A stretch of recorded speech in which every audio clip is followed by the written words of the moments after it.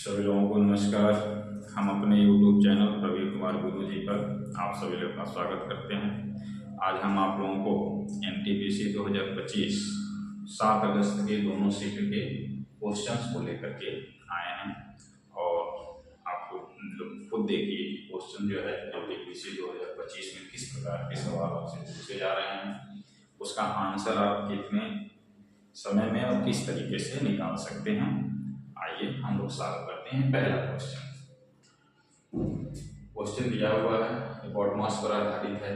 855 भागा 15 minus a plus 32 गुणे 5 बराबर 1152 भागा 16 गुणे 111 गुणे 37 हो तो k का मान बताइए। तो सबसे पहले हम आप लोगों को ये बताएंगे कि बॉड मास रूल में सबसे पहले भाग की क्रिया होती है, उसके बाद पूरा का होता है, सबको पता है। तब फिर जोड़ते हैं, उसके बाद तब घटाते हैं। तो यहाँ जो भाग की क्रिया है इसको हम गुणे में बदलेंगे और ये जो डिजिट होता है उसे 1 अपान कर देंगे तो भाग की क्रिया पूर्ण हो जाएगी। तो आप देखेंगे जहां जहां भाग है 1152 यहाँ गुणे कर दीजिए और 16 को लिख दीजिए 1/16। बाकी कहीं न चेंज करिए, जहां भाग की क्रिया है वहां गुणे करके 1/37। इस साइड में देखिए यहाँ भाग की क्रिया है तो आप कहेंगे 855 गुणे 1/15 माइनस a प्लस 32 गुणे 5। कैंसिल आउट करना शुरू कीजिए तो 37 का 3 गुना 111, 16 7 112 और 16 गुना 32। इधर का पोर्शन सॉल्व हो गया, आपके पास आ गया 3 गुना 6 और 3 7 21। अब इस साइड देखिए 15 से इसको काट दीजिए तो 15 बचे 75, बचा कितना 105, 15 7 105। आपके पास आया 57 माइनस a प्लस 32 बचे 160। ये वैल्यू आ गई। इन दोनों को जोड़िए कि उधर ट्रांसफर कर दीजिए तो 7 6 और 5 मिलके 11 हो गया, 160 और 57 मिलके 217 हो गया। माइनस कर दीजिए 216 को और k को इधर कर दीजिए ट्रांसफर। ये माइनस k था, इसको हम उठा के इधर ट्रांसफर कर दिए, 216 था उठा के हम इधर ट्रांसफर कर दिए तो k की वैल्यू कितना आ गया 1 आ गया। इस क्वेश्चन में जो k का आंसर k की वैल्यू निकालने के लिए आपसे पूछा गया था, NTPC जो है 2025 के शिफ्ट का सवाल है, 7 अगस्त में पूछा गया था। तो उम्मीद है कि आप लोगों को समझ में आ रहा होगा। आइए हम लोग जो है NTPC 2025 के 7 अगस्त के 2025 के शिफ्ट 1 और 2 के क्वेश्चन को सॉल्व कर रहे हैं। और अगला क्वेश्चन जो है आपकी स्क्रीन पर कुछ इस प्रकार से है कि ₹1000 के बिल पर लागू होने वाली 40% की छूट और 36% तथा 4% की 2 क्रमागत छूट के बीच का अंतर ज्ञात कीजिए, कितना होगा। ये क्वेश्चन को आप लोग 2 पोर्शन में बांट सकते हैं। पहला पोर्शन आपसे कह रहा है कि 1000 पर 40% की छूट बताइए और बहुत इजी है, सबको पता है कि 1000 में 40% का छूट कैसे निकलेगा। 40% निकाल दीजिए, 2 0 2 0 कट जाएगा तो 400 का छूट मिलेगा। तो पहला पोर्शन तो आपका सॉल्व हो गया कि 1000 का अगर 40% छूट है मतलब 1000 पे 400 रुपए की छूट मिल रहा है। दूसरे में आपसे कह रहा है कि 2 क्रमागत छूट है, तो 2 क्रमागत छूट कैसे आप निकालेंगे कि 1000 पर पहले 36 रुपए का छूट दिया गया, 36% का छूट दिया गया तो 36% निकाल दीजिए तो कितना आ जाएगा आपके पास 360 रुपए आ जाएगा। अब 1000 में से अगर 360 घटा देंगे तो बचेगा कितना, तो आप कहेंगे 640। अब दूसरा वाला छूट जो होगा वो 640 पर मिलेगा तो इनका जो दूसरा छूट है यहाँ 0 से 0 कैंसिल कर दीजिए और पूरा करेंगे तो 256 आएगा, नीचे 0 है 1 दशमलव लगा दीजिए। तो दूसरी बार जो छूट हुआ वो कितना आ गया 25.60। तो कुल छूट कितना आया टोटल, दूसरे वाले पोर्शन में टोटल छूट कितना आ गया, तो टोटल छूट की वैल्यू आ गया 385.60। क्वेश्चन पूरा हो गया, कंप्लीट हुआ। अब देखिए 1000 का 40% का 400 होगा। 1000 पे 2 क्रमांक छूट निकालने पर छूट कितना हुआ, 385 हो गया। कह रहा है दोनों का अंतर बता दीजिए, तो अंतर निकाल दीजिए। तो अंतर की वैल्यू कितना आ जाएगा, 400 में से 385.60 को घटा दीजिए। तो जब घटाएंगे किसके बराबर आ जाएगा, 14.40 के बराबर आ जाएगा। ये हो गया क्वेश्चन का सलूशन, ये आपका हो गया आंसर। बना लीजिए। आइए जो है हम लोग एनटीपीसी 2025 के क्वेश्चन को सॉल्व करते समय अगला क्वेश्चन आपके स्क्रीन पर है। एक शहर की जनसंख्या में 5% की वार्षिक दर से वृद्धि होती है, तो यदि शहर की जनसंख्या 16,000 है तो 2 वर्ष के बाद जनसंख्या कितनी होगी। तो ध्यान से आप समझेंगे 5% वृद्धि का क्या मतलब होता है कि 100 लोगों पर 100 लोगों पर एक साल में 5 लोगों की वृद्धि बताता है। जो ये 5% है ये बताता है कि 100 लोगों पर एक साल में 5 लोगों की वृद्धि हो गया। तो आप कहेंगे हमारे पास जनसंख्या तो 16,000 है, तो अगर आप 100 को 16,000 बनाना चाहते हैं तो किसका गुणा करेंगे, तो आप कहेंगे 160 का। जब 100 में 160 का गुणा हुआ तो कितने लोग बढ़ जाएंगे, इसमें भी 160 का गुणा कर दीजिए, तो 16 बचे 80। अब आपको पता चल गया कि 16,000 जनसंख्या एक साल में 5% की वृद्धि से 800 लोगों की वृद्धि हो जाती है। लेकिन निकालना कितने साल का है, 2 साल का। तो आप 2 साल का निकाल दीजिए, 2 का गुणा कर दीजिए, यहाँ भी 2 साल का निकाल दीजिए, 2 का गुणा कर दीजिए। आपको पता चल गया कि 2 साल में 1600 लोगों की वृद्धि हो जाएगा। तो कुल जनसंख्या कितना हो जाएगा, इस पुरानी जनसंख्या में 1600 को जोड़ दीजिए, तो आपको पता चल जाएगा 17,600 कुल जनसंख्या हो गया। आइए हम इसको दूसरे मेथड से भी आपको बताते हैं। जो चीज आप जानते हैं पहले से उसे भी आप जानते रहिए कि आप कैसे निकालते हैं 2 साल में जो है साधारण ब्याज से जनसंख्या में वृद्धि। तो पहले आप वृद्धि निकाल लेते हैं कि जनसंख्या में कितनी वृद्धि हुआ, तो कुल जनसंख्या कितने साल में, 2 साल में, किस दर से, 5% वार्षिक दर से बटे 100। तो 2 जीरो से आप 2 जीरो काट देते हैं, 10 हो गया।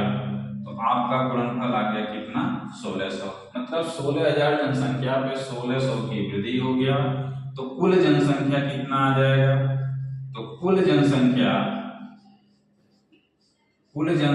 की वैल्यू हो गया 16,000 पहले था, अब इसमें 1600 जोड़ दीजिए, कितना आ जाएगा 17,600। तो ये जो है दूसरा मेथड हो गया, सेकंड मेथड हो गया। इस क्वेश्चन को हमने 2 प्रकार से बना दिया। आपका मन हो, आपको समझ में आ रहा हो तो आप इस मेथड से यूज करके इस क्वेश्चन को सॉल्व कर सकते हैं। अगर आपको हमारी बात समझ में आ रही हो, इस मेथड से भी इस क्वेश्चन को सॉल्व कर सकते हैं। आइए हम लोग अगले क्वेश्चन की तरफ बढ़ते हैं। एनटीपीसी 7 अगस्त 2025 के क्वेश्चन सॉल्व हो रहे हैं। अगला क्वेश्चन आपके स्क्रीन पर है। यदि 10x प्लस cot x की वैल्यू 6 है तो 10 square x plus cot square x का मान बताइए। अब देखिए इसने जो है रेलवे ने क्या पूछ लिया, ये है तो अलजेब्रा का सवाल, लेकिन आपसे पूछ लिया ट्रिग्नोमेट्री लगा करके। और अलजेब्रिक मेथड से आप इसको कर सकते हैं, स्क्वायरिंग ऑन बोथ साइड करके।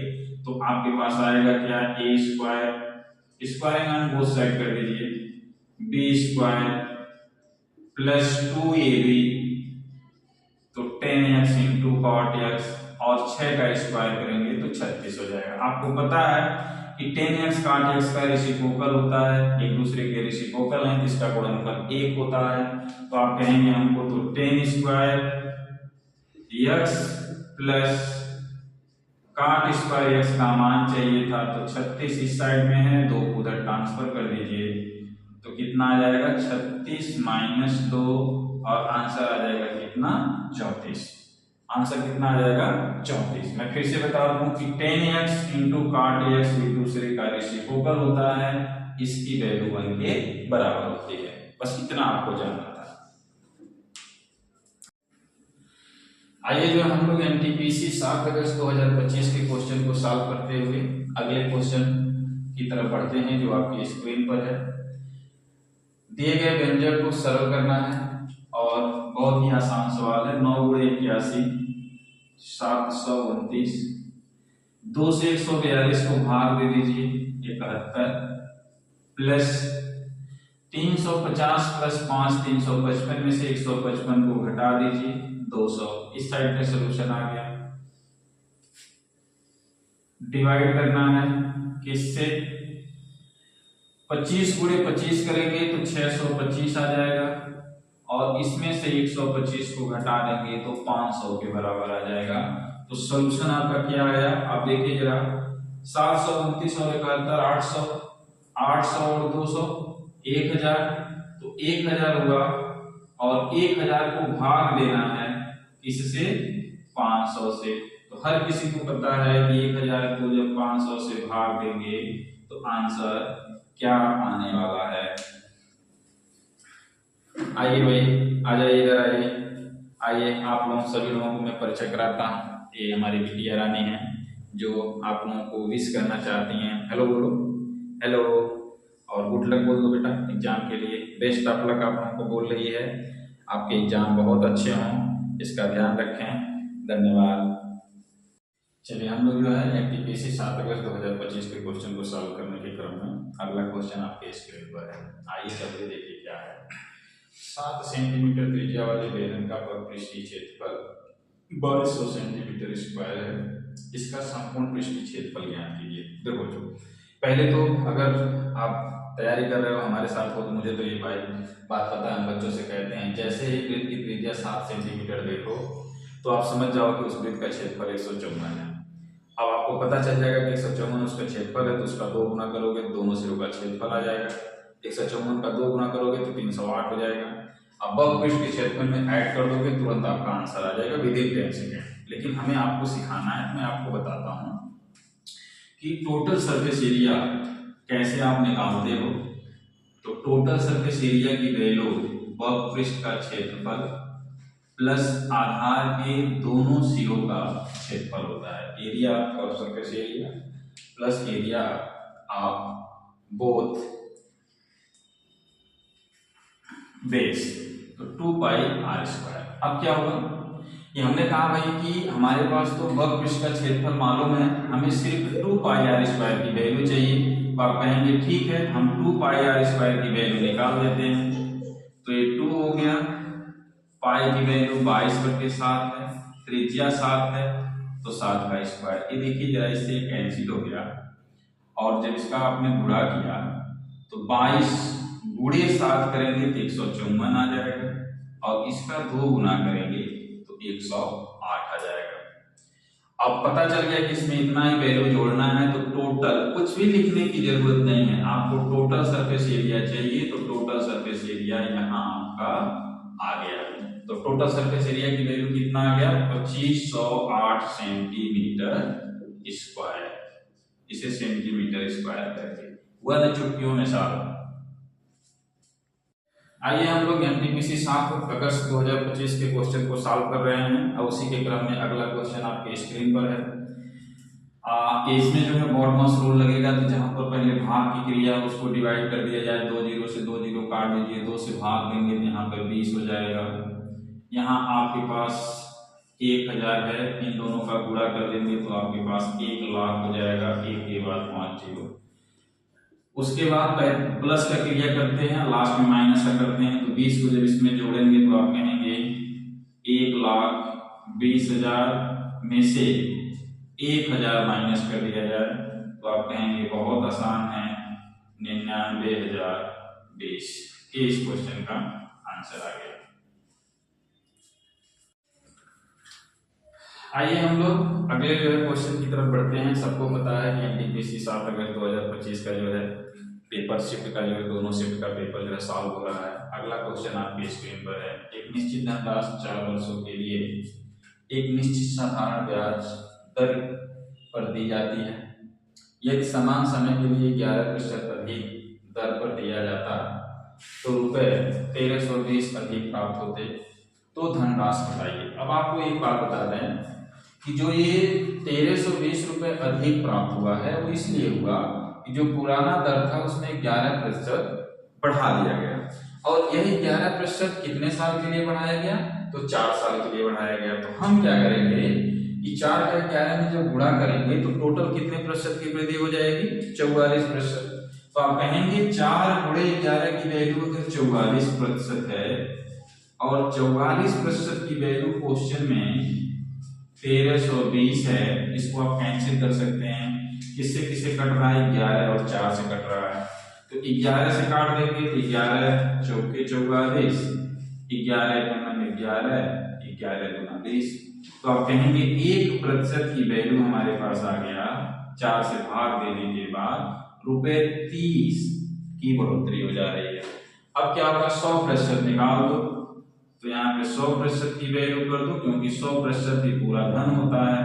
तो यहाँ डबल जीरो चिपका दो, पहले 30 था, यहाँ 2 जीरो हमने लगा दिया, तो यहाँ पे 2 जीरो लगा दीजिए। या हम ऐसे कह सकते हैं इसमें 100 का गुणा किए, इसमें भी 100 का गुणा कर दिए। देखिए कितने आसानी से क्वेश्चन सॉल्व हो गया। आइए हम लोग अगले क्वेश्चन की तरफ बढ़ते हैं जो आपके स्क्रीन पर है। एक गोलाकार बक्से का पृष्ठीय क्षेत्रफल 528 सेंटीमीटर स्क्वायर है। उस गोलाकार बक्से की त्रिज्या ज्ञात कीजिए। सबको पता है कि गोलाकार का बक्सा है मतलब स्फीयर होगा, और स्फीयर का पृष्ठीय क्षेत्रफल किसके बराबर होता है, तो आप कहेंगे 4 पाई आर स्क्वायर, और 4 पाई आर स्क्वायर की वैल्यू 528 सेंटीमीटर स्क्वायर है।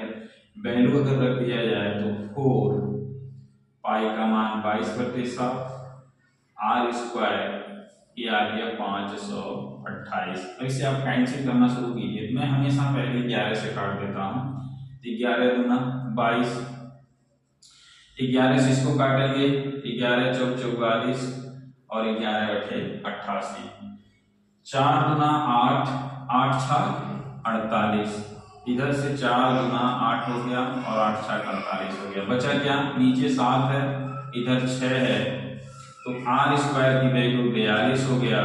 त्रिज्या आपसे पूछ रहा है तो रूट में आप लिख सकते हैं 42 सेंटीमीटर। यही इस क्वेश्चन का आंसर है। अगले क्वेश्चन की तरफ हम लोग बढ़ते हैं जो आपके स्क्रीन पर कुछ इस प्रकार से है। एक बेलन की त्रिज्या 7 सेंटीमीटर है और इसका वक्र पृष्ठीय क्षेत्रफल 396 सेंटीमीटर स्क्वायर है। तो बेलन का आयतन क्या होगा। इस क्वेश्चन को देखिए हम कितने शानदार तरीके से बनाते हैं कि वक्र पृष्ठ सबको पता है कि 2 पाई आर एच की वैल्यू वक्र पृष्ठ होता है और इसका वैल्यू दिया गया है 396 सेंटीमीटर स्क्वायर। तो पहले 2 से हमने इसको भाग दे दिया तो पाई आर एच निकल के आ गया 2 9 18 2 8 16, इसको आप भाग देंगे तो 198 आ गया। हमें आयतन चाहिए जिसमें आर स्क्वायर का हम गुणा कर देंगे तो पाई आर स्क्वायर, और इधर हम आर की वैल्यू का गुणा कर देंगे। तो जब आर की वैल्यू का आप गुणा करेंगे 7/56 5 बचेगा, 7 9 63 और 5 68 6 बचेगा, 7 1 7 और 6 13। सबको पता है कि जो आयतन होता है पाई आर स्क्वायर होता है और इसका यूनिट जो है सेंटीमीटर क्यूब होता है। ऑप्शन में देखेंगे मैच कराएंगे आपको मिल जाएगा। अगला क्वेश्चन एनटीपीसी 7 अगस्त 2025 का आपकी स्क्रीन पर है। एलजेब्रा का सवाल है। डिजिट बेटा देखो भाई, थोड़ा सा बच्चे एक्साइटेड हैं, परिवार वाले हैं तो थोड़ा बहुत आपको वीडियो बनाने में इंटरप्ट करेंगे बच्चे, माफ करिएगा, आगे बढ़ा जाए। तो आपसे पूछा गया है कि x माइनस वाई की वैल्यू 25 है, तो x y की वैल्यू 444 है। तो आपको मान बताना है x cube minus y cube का। अब हम क्या सोचते हैं, हमारे साथ आप करेंगे कैसे इसका मान निकाला जाए। तो ध्यान दीजिए कि जो फार्मूला आपके पास होता है x cube minus y cube, इसकी जो वैल्यू होती है वो x माइनस वाई का होल क्यूब प्लस 3xy और x माइनस वाई के बराबर होता है। ये फार्मूला आपको पता है। इसको और कैसे आसान किया जा सकता है, एक्स वाई या x माइनस वाई इसमें से कॉमन ले लिया जाए तो ये सवाल ऐसे बन जाएगा कि x माइनस वाई का होल स्क्वायर प्लस 3xy, सबकी वैल्यू नोन है, बस रख दिया जाए।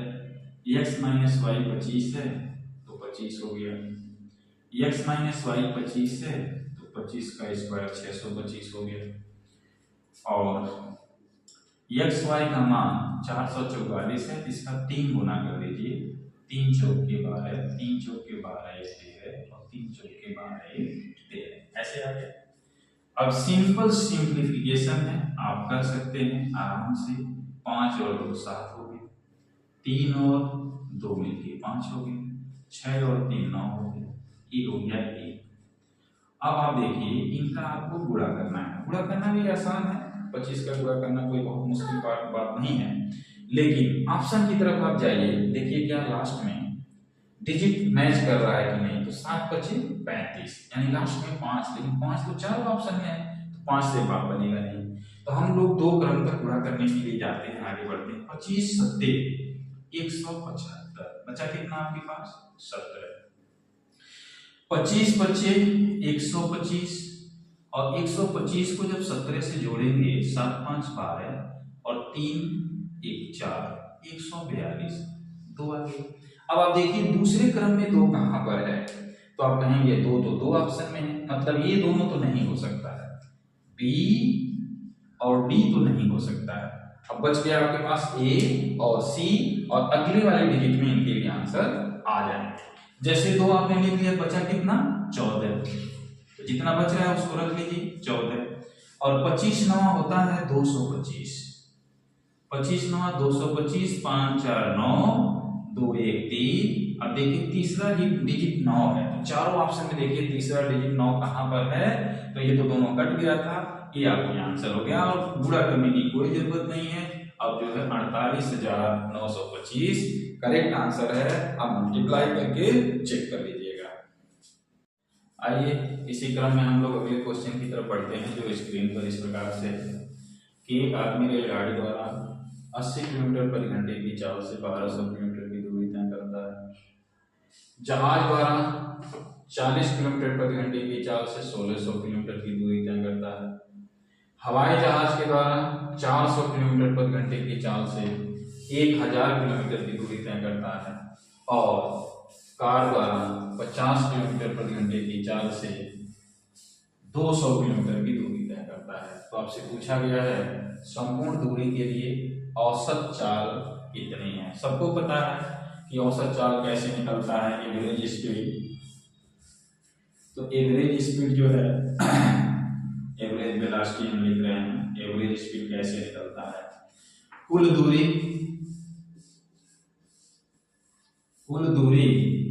बटे कुल समय। तो कुल दूरी तो हम सबको पता है कि भाई कुल दूरी निकालना हो तो आप सभी दूरी को ऐड कर सकते हैं, 1200 और 1600 2800 किलोमीटर, और 1000 और जोड़ दिया जाए तो 3800 किलोमीटर, और 200 और जोड़ दिया जाए तो 4000 किलोमीटर आ जाएगा। तो किलोमीटर में दूरी आपके पास है 4000 किलोमीटर की दूरी। समय हमको पता नहीं है, तो समय आइए निकाल देते हैं। भाई देखिए रेलगाड़ी ने कितना समय निकाला, तो यहाँ से एक जीरो काट दीजिए, 8 से इसको काटेंगे तो 15 घंटा आ जाएगा। तो रेलगाड़ी द्वारा लिया गया टाइम 15 घंटा है। जहाज के द्वारा क्या है, तो एक जीरो से एक जीरो काट दीजिए, 4 चौके 16, तो जहाज के द्वारा 40 घंटे का टाइम लिया गया।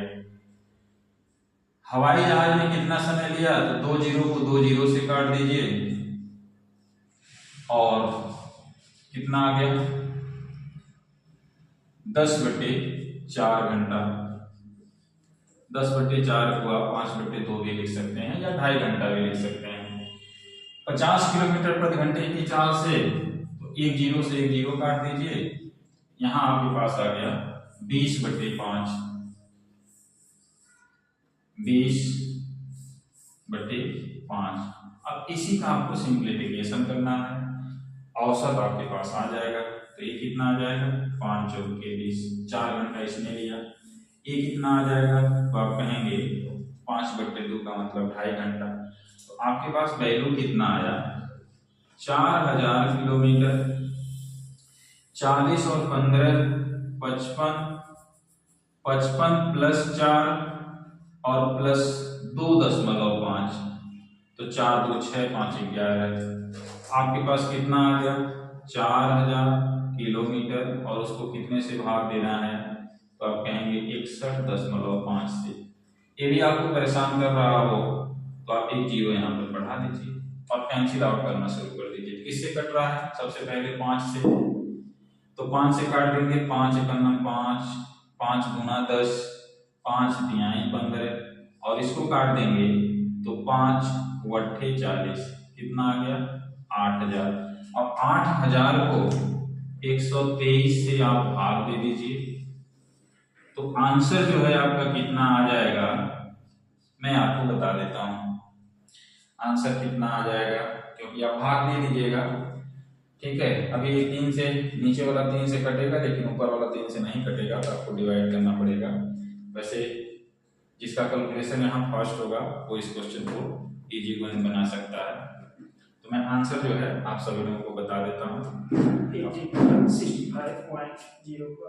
65.04, ठीक है। ये समय आया है, ये पहले से हमने निकाल लिया था, इसलिए वीडियो चूंकि लंबा ना हो इसलिए हमने समय से निकाल लिया था। डिवीजन करना सबको आता है। ये जो है आज के शिफ्ट का लास्ट क्वेश्चन है, इसलिए क्योंकि वीडियो लंबा हो जाएगा।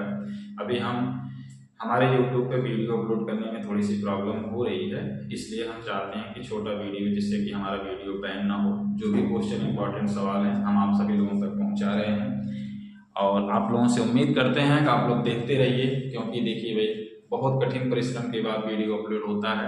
अपना सब कुछ त्याग करके हम आप लोगों के बेहतर भविष्य के लिए ये परिश्रम कर रहे हैं। आप लोग देखते रहिए, वॉच करते रहिए, लाइक कमेंट और शेयर करते रहिए, ईमानदारी से देखिए और आपको सफलता मिलेगी जरूर। और अगला क्वेश्चन हम लोग नेक्स्ट वीडियो में लेके आएंगे।